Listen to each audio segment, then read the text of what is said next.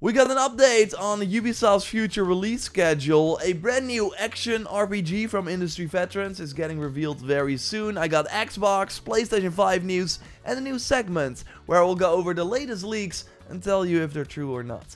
So sit back, there's a ton of gaming news to go over.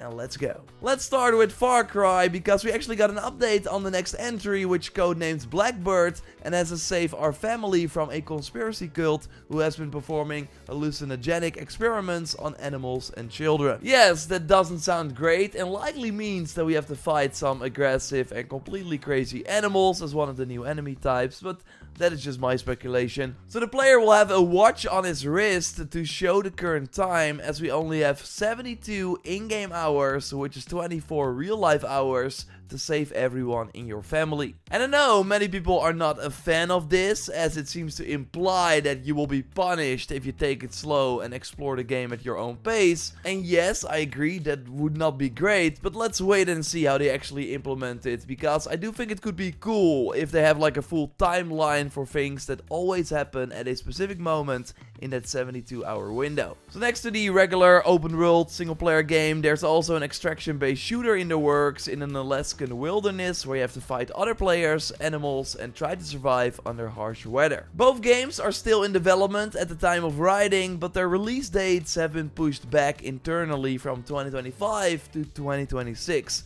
Due to complexities in development. And I asked Tom from Insider Gaming, who wrote a report about this, and he said that it will be the late October, November mainline title in 26 with how things are going, but that is just speculation. But yeah, that likely means that we won't see the reveal of this new Far Cry in the next year after all. I mean, 2025 is already crowded as is, but I'm kinda ready for a new game in the series. So yes, this means that Ubisoft has Assassin's Creed Shadows, the mobile game Jade, the Black Flag remake, and potentially the next Ghost Recon in 2025, which is still pretty solid, because of course overall you want to avoid GTA 6 as much as possible. And then for 2026 they will have those Far Cry games, the Prince of Persia Sands of Time remake, the Splinter Cell remake, and Assassin's Creed Hexe.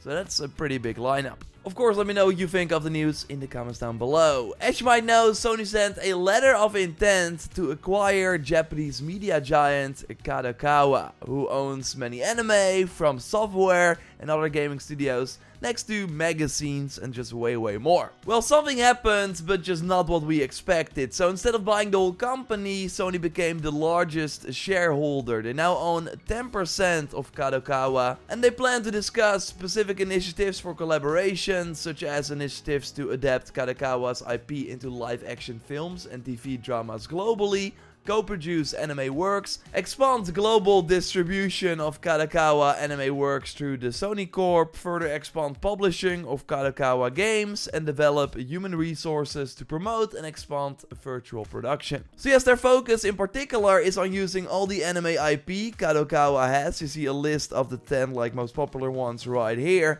and then turn them into bigger properties by going the One Piece or Avatar: The Lost Airbender route, that of course got their own live action show on Netflix, and that have been pretty successful. There has been a TV show on Netflix based on Delicious Dungeon, so Kadokawa's most popular property, so maybe we get a live action movie or show based on that.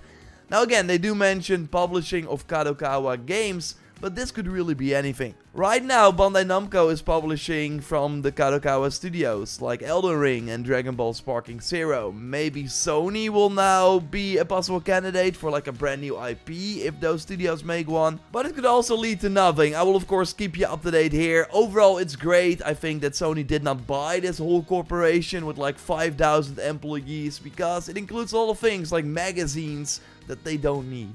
So I think this is a more logical step to just collaborate more. So I'm always looking to improve these Sunday gaming news roundup videos. If you have feedback, drop them in the comments. One of the things I wanted to do more of are weekly segments. So okay, every week I can at least expect this and this. Of course, this coming week the quick shots will be back as well.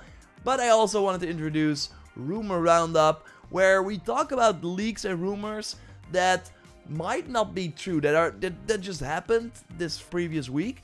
And usually I will not discuss leaks that I think are not true, but in this segment I wanted to throw them out there in the world and kind of say, I think they're true, I think they're not true. Like one of the things, of course, that God of War Greek trilogy that a lot of people have been talking about. I've always said I don't believe that that's true. And I never discussed in the Sunday video because, again, I don't want to like share leaks that are not true. But I think in this segment I can like still do that and then say, yo, I give this a 1 star because don't believe it. But I wanted to let you know this is what is happening in the gaming industry. Hope you like that, and of course, if you like this video, leave a like, that would really help me out, and subscribe, because we post one of these big gaming news roundup videos every Sunday. Now moving on to quick shots, news stories I will go over quickly. We namely got a new update on Marvel 1943. I talked about this game before. It's that Unreal Engine 5 narrative-driven Marvel game about a young, less experienced Captain America and a new Black Panther of 1943.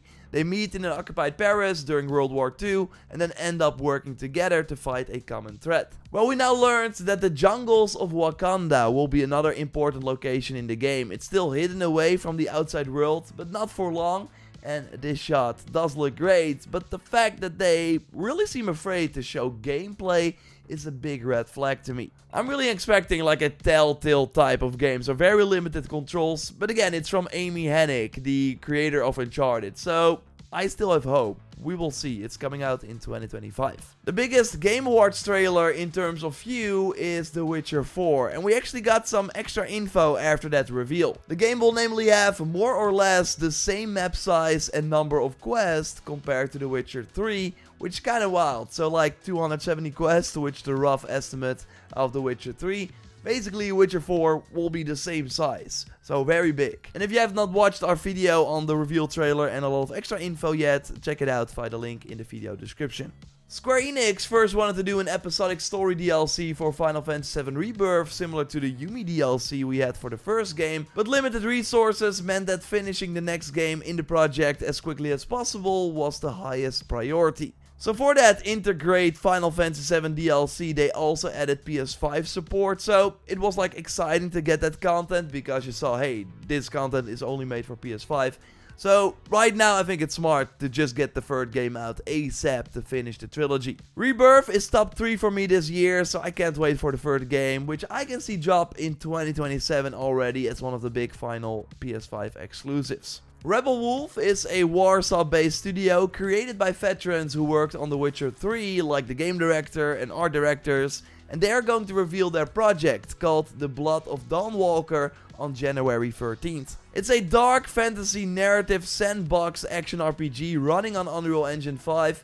Seems like we will only see a CGI trailer of the game's opening though during this event to kind of set the tone, but yeah, this game could be big. So I will keep you posted here. So now time for that brand new segment, the rumor roundup, where I want to go over the latest leaks and give it a score out of 3 in terms of if we should believe it or not, with 3 being this probably real and 1 being I don't think we should believe this. So first up, Skull and Bones is getting a year 2. Seems like there are enough people playing it and Ubisoft wants to keep supporting it. I mean, good for them. And we got one source to Insider Gaming saying that one idea includes a Black Flag crossover event around the release of the Black Flag remake. I think it's actually kind of wild that there has not been a Skull and Bones Black Flag crossover, because the game of course started as a Black Flag DLC 10 years ago, which is still kind of wild to think about. But yeah, I give this 3 stars. Tom Henderson, of course, a great source. I think this is likely going to happen, and I hope that the people that are still sailing around will enjoy this. Seems like we will get an Xbox event in January. This from Tom Warren at The Verge. So this is likely another developer direct. We had 2 of them already, also both in January, and they've overall been pretty successful at highlighting some upcoming Xbox games, and the first one even revealed some surprises like Hi-Fi Rush. In January 2024, we had a pretty big lineup, as you can see right here. So, if I had to guess, in January 2025, I think we see South of Midnight, Outer Worlds 2, with maybe like one more nod to Avowed as well. Doom the Dark Ages could show up here. Maybe Towerborn, as Xbox likes to push that game. And the surprise could be an Elder Scrolls Oblivion remake. That is more Halo Combat Evolved Anniversary, same gameplay with some improvements, but with the Unreal Engine 5 makeup. I'm giving this 2 stars. I mean, credible sources regarding the Xbox event but I can see like the Oblivion remake, if it's real, show up somewhere else as well. So I totally think it can happen, but maybe not at the January event. I will keep you posted. I wish you a very amazing Merry Christmas if you are celebrating. There are many discounts live on digital storefronts, so if you're looking for a new game, check them out. The Epic Game Store is going to give away a free game every day for 15 days. So you can check that out too if you want. I will have my weekly stream on the JorRaptor React channel this Monday. You can find a link to it in the video description, where we will go over some of the news stories I discussed here, go more in depth. I will talk about them with you, and you can also leave a comment under this video, and then I might include it during that stream, and then they will also maybe show up in the videos that I do, of course, on the JorRaptor React channel as well. So my team is taking a well-deserved break. I already had, it's kind of a holiday, so we'll still be giving you some fun content the end of this year, with of course a news roundup at the end of the week. So some fun stuff happening. Subscribe to not miss it. A like would really help me out. And check out my recent video on Assassin's Creed Shadows by clicking on the screen. I will speak to you soon. Goodbye.